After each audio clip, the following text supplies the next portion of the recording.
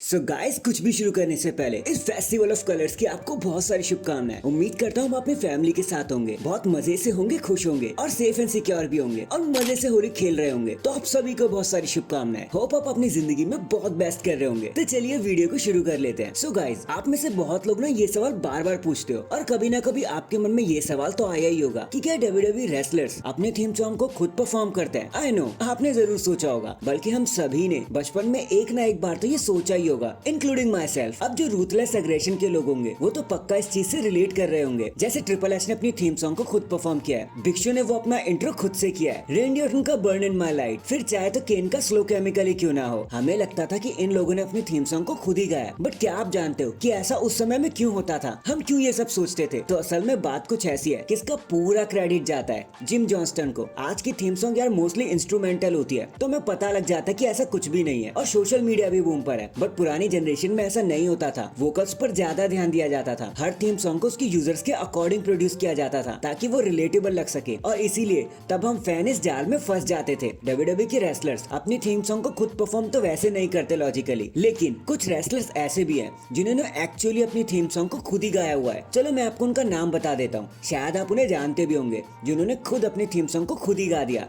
इस लिस्ट में सबसे पहले आते हैं R-Truth, फिर Jeff Hardy, Chris Jericho, Jimmy and Jey Uso, Mickie James, the Rock, Shawn Michaels of course, and the 16-time world champion John Cena, basic thugonomics, and the time is now को तो कौन ही भूल सकता है। सो ये कुछ ऐसे लेजेंड है उस रेयर कैटेगरी के जिन्होंने अपने थीम सॉन्ग को खुद अपनी आवाज से नवाज दिया अपने गाने को। बाकी आप इस वीडियो को एंड तक पूरा देखना, क्योंकि अभी तो बहुत कुछ बताने वाला हूँ मैं आपको। और यार इन चीजों में तो हम भूल ही गए कि हमने इंट्रो नहीं किया, तो let's roll the intro. And now आप देख रहे हैं रेसलमैनिक्स एंड सब्सक्राइब करना तो बनता है। Well the animal the Hollywood star Batista ने एक बार ही कहा था कि वो अपने WWE करियर के दौरान रिंग के नीचे एक इनहेलर रखा करते थे ताकि उन्हें जब भी ब्रीथ अटैक हो जाए तो वो उसे यूज कर सके। लेकिन बड़ा सवाल तो ये है कि क्या ये बात पूरी सच थी? तो हाँ, ये बात 100% सच है और खुद उन्होंने इस बात को हमारे सामने रखा, क्योंकि उनके अर्लियर करियर के दौरान वो एक अस्थमा पेशेंट थे एंड उन्हें हमेशा ही डर लगा रहता था कि कहीं उन्हें स्ट्रोक ना लग जाए, कहीं उन्हें ब्रीथ अटैक ना आ जाए मैच के दौरान ही, क्योंकि अगर ऐसा होता तो उनका पीक लेवल कभी आता ही नहीं। WWE इनको झट से नोटिस कर लेती और फिर उनको साइड लगा देती। इसलिए वो रिंग के नीचे एक इनहेलर रखा करते थे ताकि सब कुछ स्मूथली हो सके और टाइम टाइम पर वो मैनेज कर सके और उन चीजों को यूज कर सके अगर जरूरत पड़े तो। बट थैंक गॉड उन्हें इस इनहेलर की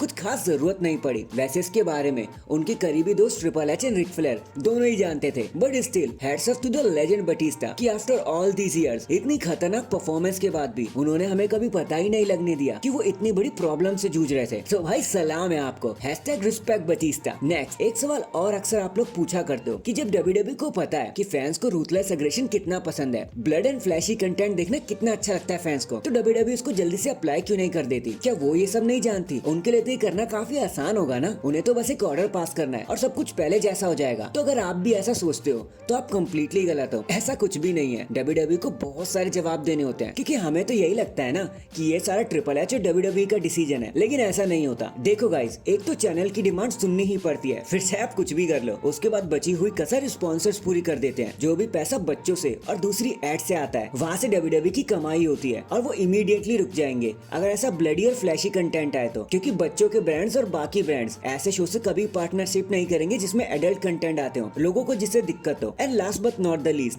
प्रॉफिट एंड शेयर होल्डर्स। सबसे ज्यादा तो यार ये शेयर होल्डर डिसाइड करते हैं कि अब नेक्स्ट में कंपनी क्या करने वाली है, और यही होता है गाइस जब आप कंपनी के शेयर ज्यादा लोगों में बांट देते हो, क्योंकि उसके बाद आप पैसा तो कमा लेते हो, लेकिन आपकी ओनरशिप, लेकिन आपका मालिक बनना और डिसीजन मेकिंग की पावर ऑलमोस्ट एंड ही हो जाती है। और यही रीजन है कि WWE चाह कर भी हमें वो नहीं दे सकती जो हार्डकोर फैंस हमेशा से चाहते थे।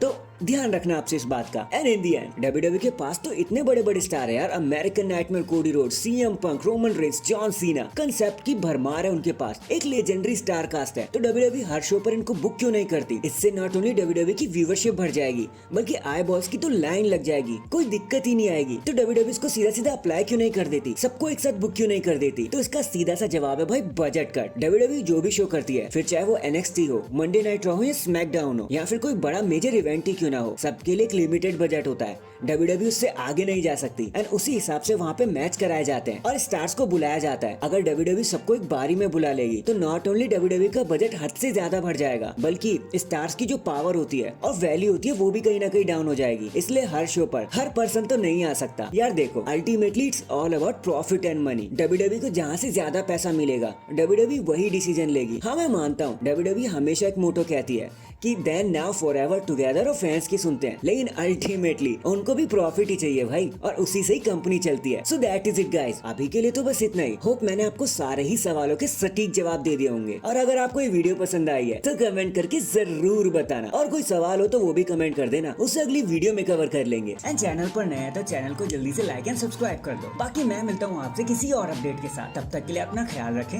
और खुश रहें।